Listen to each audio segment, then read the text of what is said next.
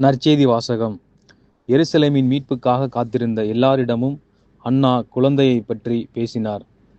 லூக்கா எழுதிய தூய நற்செய்தியிலிருந்து வாசகம். அதிகாரம் 2, இறைவார்த்தைகள் 36 முதல் 40 முடிய. ஆசேர் குலத்தைச் சேர்ந்த பானுவேலின் மகளாகிய அன்னா என்னும் இறைவாக்கினர் ஒருவர் இருந்தார். அவர் வயது முதிர்ந்தவர். மணமாகி 7 ஆண்டுகள் கணவரோடு வாழ்ந்த பின் கைம்பெண் ஆனவர். அவருக்கு வயது 84. அவர் கோவிலை விட்டு நீங்காமல் நோன்பிருந்து மன்றாடி அல்லும் பகலும் திருப்பணி செய்து வந்தார்.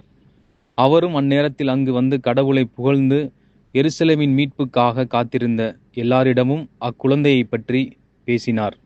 ஆண்டவருடைய திருச்சட்டப்படி எல்லாவற்றையும் செய்து முடித்த பின்பு அவர்கள் கலிலேயாவிலுள்ள தங்கள் ஊராகிய நாசரேத்துக்கு திரும்பிச் சென்றார்கள். குழந்தையும் வளர்ந்து வலிமை பெற்று ஞானத்தால் நிறைந்து கடவுளுக்கு உகந்ததாய் இருந்தது. ஆண்டவரின் அருள்வாக்கு.